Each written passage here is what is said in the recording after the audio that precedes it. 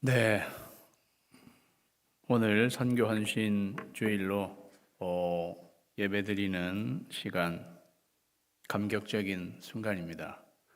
우리 동말레이시아 선교팀도 떠나겠지만 특별히 이 풀타임 선교사죠. 우리 조요셉 장로님과 김은경 전도사님, 튀르키예로 정식 파송하는 그러한 날입니다.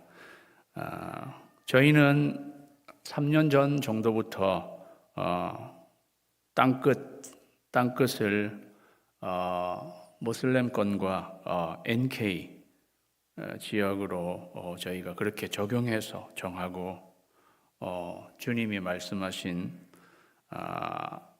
그 선교의 명령을 순종하고자 애써 왔는데요.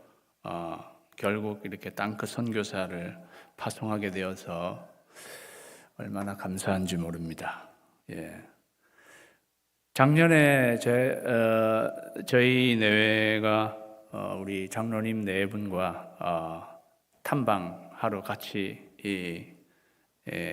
가서 그쪽 지역을 살펴보고 이쪽에 어디론가 우리 장로님네가 파송되어야 하겠구나 그러한 생각을 가지고 왔는데 그게 이제 오늘 현실로 이렇게 온 것 같아서 정말 감격스럽습니다. 우리 장로님이 여러분님 다 아시지만 겉으로 이렇게 보기에는 조금 왜소해 보이세요, 그죠? 왜소해 보이시고 그런데 우리 장로님의 이 속 안에는 결코 왜소하지 않습니다. 우리 장로님, 아멘. 장로님 안에는 거인이 들어 있습니다. 영적인 거인이 들어 있습니다. 오늘은 땅끝까지 이르러 그러한 제목으로 말씀을 같이 살펴보도록 하겠습니다. 예수님이 승천하기 전에 제자들과 나눈 마지막 대화의 시간들입니다. 사도와 함께 모이사 그들에게 분부하여 이르시되, 분부는 명령이에요. 예수님이 명령하셨습니다. 예루살렘을 떠나지 말고 내게서 들은 바 아버지께서 약속하신 것을 기다리라. 예수님의 명령은 one no, one yes가 있습니다. one no는 뭐냐? 예루살렘은 떠나지 마라. 예루살렘은 사실은 좀 살벌한 곳이잖아요. 예수님을 죽인 곳입니다. 살벌한 곳이죠. 그런데 그 예루살렘을 떠나지 말라. one yes는 뭐냐? 약속하신 것을 기다리라. 아버지께서 약속하신 것은 무엇인가요? 저희가 잘 아는 대로 우리 교회 표어죠. 그 후에 내가 내 영을 만민에게 부어 주리니 너희 자녀들이 장래일을 말할 것이며 너희 늙은이는 꿈을 꾸며 너희 젊은이는 이상을 볼 것이며 아버지께서 약속하신 것이었습니다.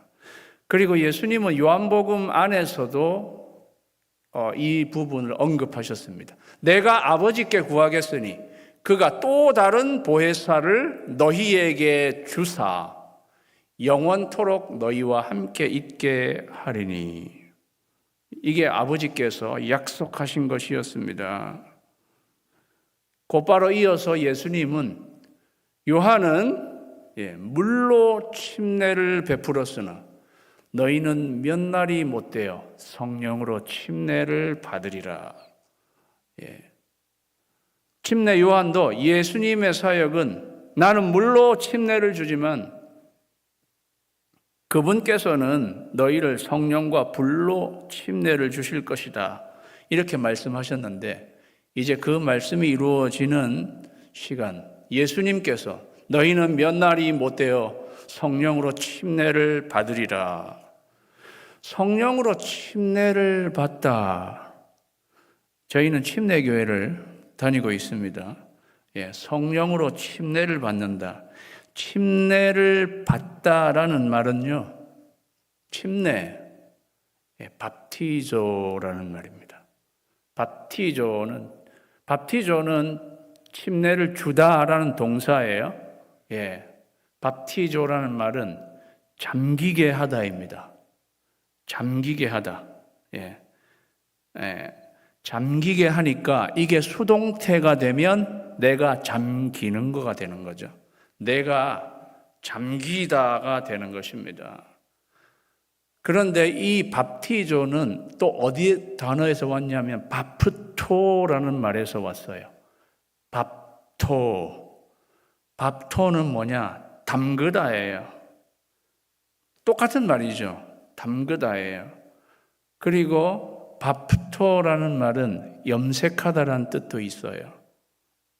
여러분, 염색을 어떻게 하세요? 머리를 그냥 그 염색액에 다 담그잖아요. 조금만 뿌리면 염색이 되나요? 확 다 담궈야 염색이 되는 거죠. 거기서 밥티조란 말이 나왔다는 것입니다. 그러니까 장로교회에서는 이걸 다 세례는 스프링클링이에요. 그런데 밥티조라는 말은 담그다에서 푹 잠그게 하다라는 거죠. 그러니까 성령으로 침례를 받는다라는 말은 물로 침례를 주다, 물로 침례를 받다는 것은 물 속에 잠기는 것을 의미하는 것입니다. 물로 침례를 받는다는 것은 물 속에 잠기는 것을 의미하는 거예요. 성령으로 침례를 받는다는 것은 성령 안에 깊이 잠기는 것을 말하는 것입니다. 그게 성령으로 침례를 받으리라라는 말 뜻이라는 거예요.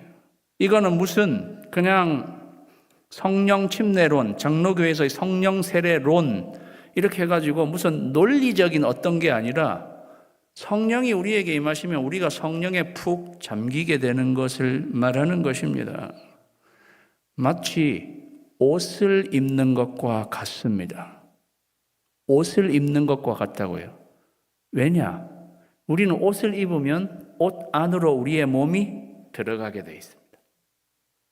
그러니까 성령 침례를 받는다는 것은 성령님의 옷을 입는다는 것과도 같은 의미라는 거죠. 그래서 누가복음에서는요, 사도행전 누가복음 같은 누가가 쓴 거잖아요. 볼지어다 내가 내 아버지께서 약속하신 것을 너희에게 보내리니, 성령을 보내리니 너희는 위로부터 능력으로 입혀질 때까지 이 성에 머물라 하시니라 그랬어요. 여기서는 능력으로 입혀지다라고 표현한 거죠. 왜? 성령님은 능력의 영이시니까. 성령님은 능력의 영이시니까 능력의 영으로 입혀지다. 그게 성령으로 침례를 받다라는 거라는 거죠.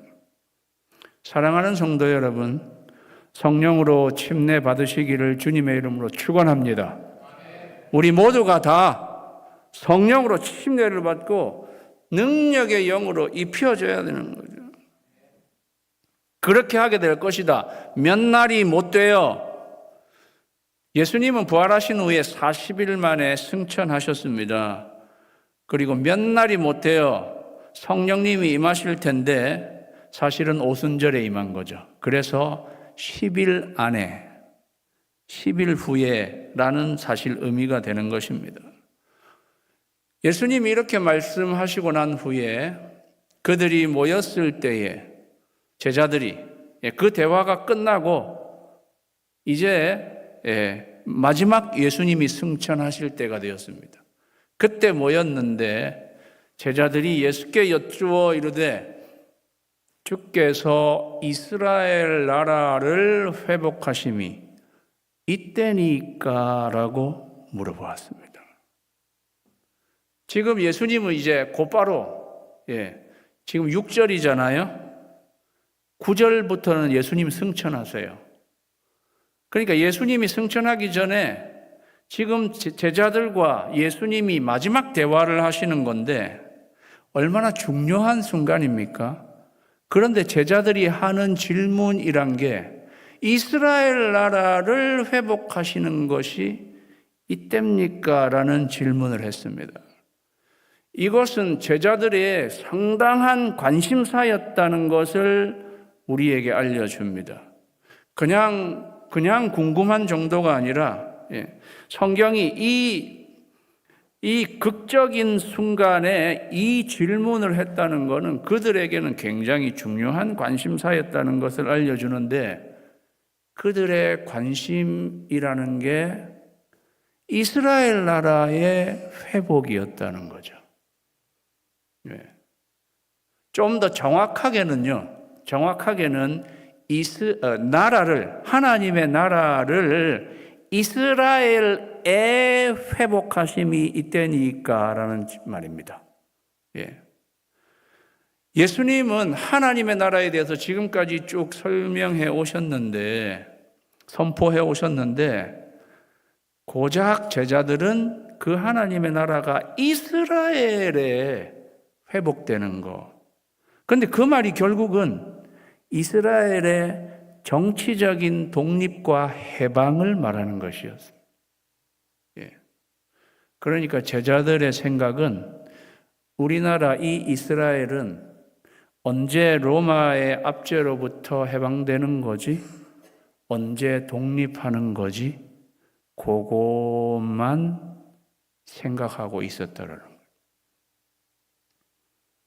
예수님이 열방까지 향한 그 선교와 세상의 구원 계획, 그러한 거에는 제자들의 생각이, 제자들의 시야가 전혀 미치지 못했다는 것을 알려줍니다. 사랑하는 여러분, 어떨 때는 이런 질문을 하는 제자들의 모습이 우리의 모습이 아닌가 생각해 보는 거예요. 그냥 나에게 닥친 나의 민족, 나의 나라, 나의 세계가 이때 어떻게 해결되는 그것만 제자들은 여전히 보고 있는 거죠. 갇혀 있는 거예요. 그게 우리들의 문제고 제자들의 문제, 제자들의 시야가 이렇게 아직 갇혀 있는 그러한 모습을 보게 되는 것입니다. 어쩌면 제자들은요, 예수님이 이런 말씀을 하신 적이 있거든요. 내 아버지께서 나라를 내게 맡기신 것 같이 나도 너희에게 맡겨. 너희로 내 나라에 있어 내 상에서 먹고 마시며 또는 보좌에 앉아 이스라엘 12지파를 다스리게 하려 하노라. 이런 말씀한 적이 있거든요. 제자들은 지금이 그땐가? 그러면 지금 우리들은 보좌에 앉아서 이스라엘 12지파를 이제 다스리게 되는, 예수님도 부활하셨으니까 지금이 이땐가? 그런 생각을 하면서 이 질문을 했을지도 모르겠습니다. 그러나 이 말씀 역시, 이 말씀은 정말 하나님의 나라가 완성될 때에 이루어지는 말씀인데 제자들은 이 말씀의 정말 깊은 의미도 여전히 알지 못한 채 지금인가요? 그러면 이제 지금 우리는 한 자리씩 하면서 이 이스라엘이 독립하고 해방을 하게 되는 건가요? 그런 질문을 하고 있는 거라는 거죠. 그러니까 예수님이 단칼에 일축하셨습니다. 이르되 때와 시기는 아버지께서 자기의 권한에 두셨으니 너희가 알 바 아니요. Never mind. 언제 이 하나님의 나라가 완성되는지 예수님은 이 답에서 이스라엘이 어떻게 회복되는지라는 단어, 이스라엘 단어조차 쓰지 않으셨어요. 그냥 때와 시기는 아버지께서 자기의 권한에 두셨으니 너희의 알 바가 아니다. 너희는 거기에 관심 꺼라. 사랑하는 성도 여러분, 너희의 알 바 아니오에 주목하시기 바랍니다. 그건 너희가 알 바 아니라. 예수님이 알 바 아니라고 한 것을 너무 파고들지 마시기 바랍니다. 우리가 예수님이 알 바 아니라고 한 것에 거기에 신경을 쓰고 그러니까 정작 예수님이 주신 사명에 집중하지 못하는 거예요. 알 바 아닌 것은 정말 알 바 아닌 것으로, 너희의 알 바가 아니다. 그것은 정말 너희의 알 바는 뭐냐? 그러면서 그 유명한 행1:8 사도행전 1장 8절 말씀을 우리에게 해주시는 것입니다. 우리가 너무도 잘 아는 사도행전 1장 8절 말씀, 그게 예수님이 지상에서의 마지막 말씀이셨습니다. 우리가 가상 7원 이런 이야기 많이 하잖아요. 그거는 예수님이 돌아가시기 전에 하신 마지막 말씀이죠. 그런데 정작 예수님은 승천하시니까 이제 지상에 있을 때에 예수님께서 맨 마지막으로 우리에게, 제자들에게 하신 말씀이 사도행전 1장 8절 말씀입니다. 이게 지상에서 맨 마지막에 예수님께서 우리에게 하신 말씀, 그것은 선교 명령이었습니다. 교회는 주님이 주신 선교의 사명을 감당해야 진정한 교회입니다. 왜냐? 주님이 제일 마지막으로 우리에게 분부하신 거기 때문에. 교회는 이러한 사명을 하라고 주님이 맨 마지막에 우리에게 명령하시고 승천하셨기 때문에 우리는 예수님의 이 선교 명령을 순종하고 수행하는 교회가 되어야 그게 진정한 교회라는 거죠. 오늘 우리가 잘 아는 사도행전 1장 8절 말씀은 선교 사명을 감당하려면 세 단계가 있어요. 세 단계가 있는 거예요. 오직 성령이 너희에게 임하시면, 첫 번째 단계. 오직 성령이 너희에게 임하시면, 다 같이 읽겠습니다. 시작. 오직 성령이 너희에게 임하는 것. 그게 첫 번째 단계. 성령이 우리에게 임하시는 것. 성령님이 임하셔야 된다는 거예요. 선교 사역의 주체는 성령님이십니다. 구속 사역의 주체는 예수님이십니다. 선교 사역의 주체는 성령님이십니다. 그래서 사도행전을 성령행전이라고 부르는 거예요. 예수님은 승천하시면서 또 다른 보혜사 성령님을 보내주시겠다고 약속하셨습니다. 성령님을 보내주셔야 우리가 선교 사명을 감당할 수 있다는 것입니다.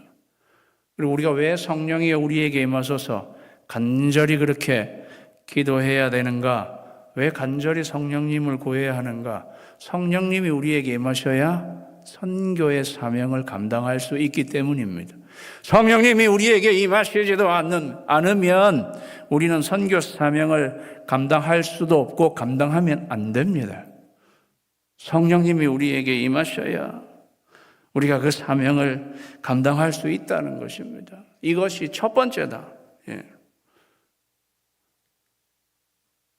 오직 성령이 너희에게 임하시면 너희가 권능을 받고 성령님은 능력의 영이십니다. 이사야 11장에는 성령님은 7 영으로 나와 있어요. 여호와의 영, 지혜와 총명의 영, 모략과 재능의 영. 모략과 재능의 영, 재능은 능력의 영이라는 걸 말하는 거예요. 성령님은요, 능력의 영이세요. 그러니까 사실 성령님이 임하시면 우리가 능력을 받는 것입니다.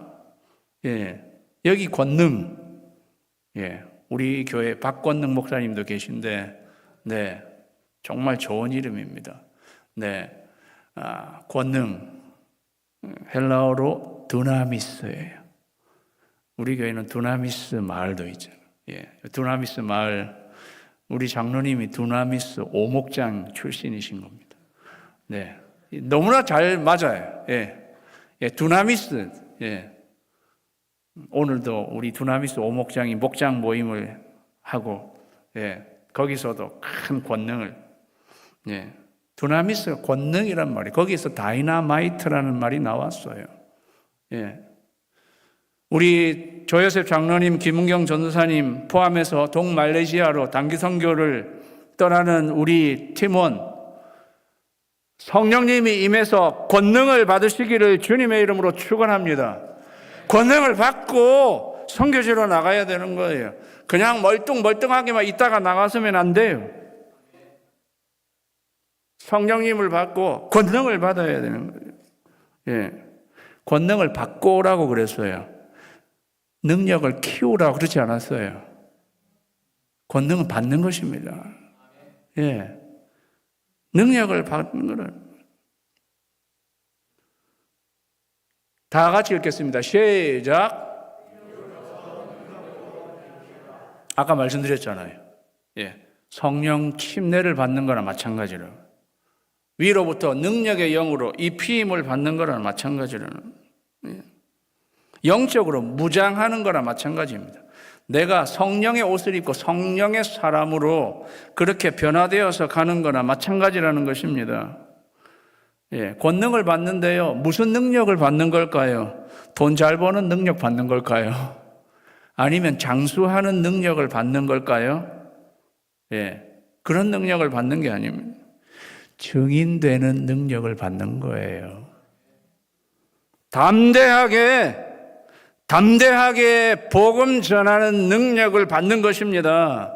그래서 베드로와 요한이요, 이 성령을 받고 이 이후에 그들이 예수님을 전하는 걸 보면 그들이 베드로와 요한이 담대하게 말함을 보고 그들을 본래 학문 없는 범인으로 알았다가 이상히 여겼다 그랬어요. 저 사람들은 그냥 학문 없는 평범한 어부였던 그러한 사람들인데 어떻게 저렇게 능력 있게 담대하게 말하나. 그들이 깜짝 놀랐다는 것입니다. 그러니까 권능을 받는 것은 담대하게 복음을 전하는 능력을 말하는 것입니다. 예, 혀에요, 불이 붙은 걸 말하는 거예요.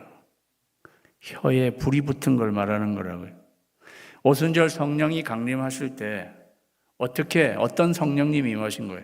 불의 혀같이 갈라지는 성령님의 모습이에요. 불의 혀. 그러니까 이 혀가 권능을 하나님이 주셔가지고 성령님께서 혀가 혀에 불이 붙어서 예. 우리 선교 현장으로 나가는 우리 단기 선교사, 우리 또 땅끝 선교사, 여러분 혀에 불이 붙게 되기를 주님의 이름으로 축원합니다. 담대하게 언어의 은사도 주시고, 예. 그래서 담대하게 복음을 증거하게 되는 증인이 되는 능력이라는 거죠. 그게 두 번째 단계예요. 마지막 단계. 예루살렘과 온 유대와 사마리아와 땅끝까지 이르러 내 증인이 되리라 하시니라.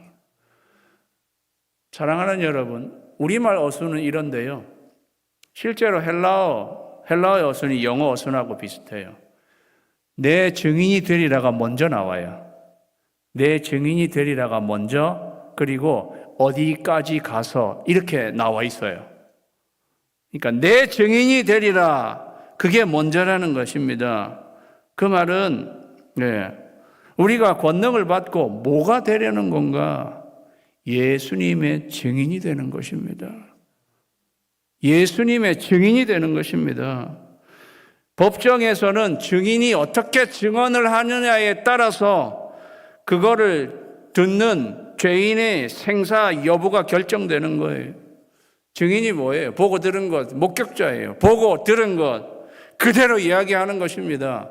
우리가 보게 된 예수 그리스도, 나의 죄를 위해 십자가에 달려 죽으신 예수 그리스도, 그리고 사흘 만에 부활하신 예수 그리스도, 너희가 보지 않았느냐? 목격자, 보고 들은 그대로, 이분은 내가 목격자요, 내가 증인입니다.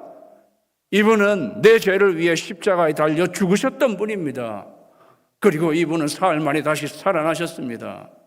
이분은 제가 직접 만져보았습니다. 증인의 역할을 하라는 것입니다. 사랑하는 성도 여러분, 예수님의 마지막 분부는요, 저와 여러분이 예수님의 증인이 되는 것입니다. 내 증인이 되리라, 내 증인이 되리라. 그런데 이걸 외치고 한번 나가십시다. 시작. 증인으로 땅끝까지 나아가라. 땅끝까지 나아가라 그랬어요. 예루살렘과 온 유대와 사마리아와 땅끝까지 이르러 내 증인이 되리라. 우리말에는 예루살렘, 온 유대와 사마리아와 땅끝 네 영역으로 나누어져 있는 것 같은데요. 자세히 나누면 사실은 예루살렘, 그리고 온 유대와 사마리아 이렇게 묶여 있습니다. 그리고 땅끝. 그 전치사가 그렇게 묶여 있어요. 그리고 사도행전은 전체를 이렇게 펼쳐보면 이렇게 해서 예루살렘에서 시작된 선교, 그 다음에 온 유대와 사마리아, 그 다음에 땅끝 이렇게 펼쳐져 있게 됩니다. 그렇게 하나님 우리가 내 증인이 되리라고 하셨는데 어느 영역까지 나가야 되는가? 예루살렘에서 시작해서 온 유대와 사마리아 땅 끝까지 나아가야 된다라고 우리에게 말씀하시는 거죠. 우리는 이것을 원심력으로 많이 이렇게 동그라미로 이렇게 해서 영역으로 하기도 합니다. 그런데 잘 살펴보면요, 모든 지역마다 사실 장애가 있습니다. 배리어가 있어요. 예루살렘 어떤 배리어가 있냐 하면은 아까도 말씀드렸지만 예수님을 죽인 곳입니다. 제일 살벌한 곳입니다. 예루살렘이. 그런데 거기서 선교는 제일 살벌한 거기서 시작되어야 한다고 말하는 거죠. 그리고 온 유대와 사마리아, 온 유대는 여전히 핍박이 제일 심한 곳이에요.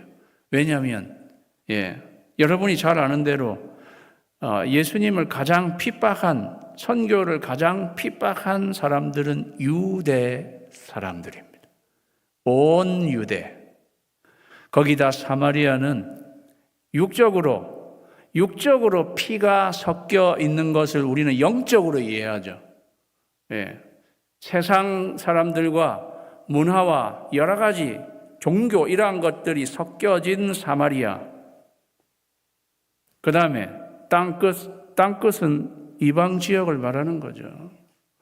이방 지역은 유대인들이 생각할 때 제일 더럽다고 여겨지는 곳이었습니다. 그러한 곳, 가리지 말고, 그러한 장애가 있지만 그런 것 따지지 말고 그 모든 영역으로 나아가서 복음을 증거하라. 우리에게 이렇게 말씀하시는 것입니다.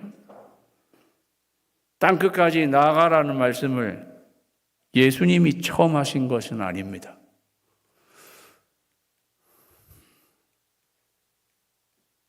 이게 잘 안 넘어가네요. 이사야 49장 6절에 보면요, 여호와 하나님께서 말씀하시는 거예요. 그가 이르시되 네가 나의 종이 되어 야곱의 지파들을 일으키며 이스라엘 중에 보존된 자를 돌아오게 할 것은 매우 쉬운 일이라. 내가 또 너를 이방의 빛으로 삼아, 내가 또 너를 이방의 빛으로 삼아 나의 구원을 베풀어서 땅 끝까지 이르게 하리라. 하나님께서 이미 주전 700년 그때서부터 땅 끝까지 이르러 나의 구원을 베풀라고 말씀하신 그 명령을 사실 예수님이 하시는 것입니다. 사랑하는 성도 여러분, 우리는 이 말씀을 따라서 우리의 예루살렘에서 온 유대와 사마리아 땅 끝까지 이르러야 하는 것입니다. 우리가 여러 가지 여건과 환경과 여기는 어려워서 여기는 이래서 이런 거 따지지 않고 주님 말씀하신 대로 우리는 그곳으로 나아가는 것입니다. 저희는 그전부터 말씀드렸지만 땅 끝을 이슬람권과 NK 지역이라고 저희가 나름 설정을 한 것입니다. 그리고 어떻게 보면 공산권이 될지도 모르겠습니다. 그런데 사랑하는 여러분, 어떻게 보면은요, 오늘날은 땅끝이 특별히 없을지도 모르겠습니다. 예수님의 이 당시만 해도 지구가 둥글다고 생각하지 못했거든요. 그래서 땅의 끝이 어딘가 있을 것이다 하는 생각에서 그러한 문화 안에서 땅 끝을 이야기한 거지. 지구는 둥글잖아요. 우리는 그래서 땅 끝을, 오늘날의 땅 끝을 정말 잘 적용하고 생각해 보아야 합니다. 어떻게 보면 땅 끝은요, 오늘날 우리가 생각할 때 예루살렘일 수도 있어요. 저는 우리 차세대가 때때로 땅 끝이 아닌가 이런 생각을 해보기도 합니다. 아니면 여러분의 남편과 아내가 땅 끝일 수 있어요. 가까이 하기에 너무 먼 당신일 수 있어요.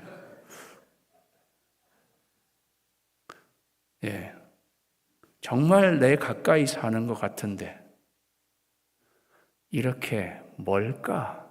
그런 생각 때때로 안 드십니까? 땅 끝이에요.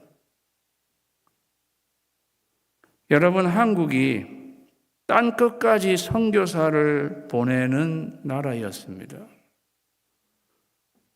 그런데 이제 다시 선교사를 받아야 하는 그러한 나라가 되었습니다. 그래서 올해 저희는 한국으로도 사실 단기 선교를 보낼 계획을 하고 있습니다. 한국이 땅 끝이 된 것입니다. 사랑하는 여러분, 오늘날 우리의 땅 끝은 정말 우리가 제가 앞에서 말씀드린 것처럼 그게 어디든 정말 땅 끝까지 이르러 주님의 증인이 됨으로 예수님께서 우리에게 부탁하신, 맨 마지막으로 부탁하신 선교의 사명을 온전히 감당하는 우리 교회가 되기를 주님의 이름으로 축원합니다. 기도하겠습니다.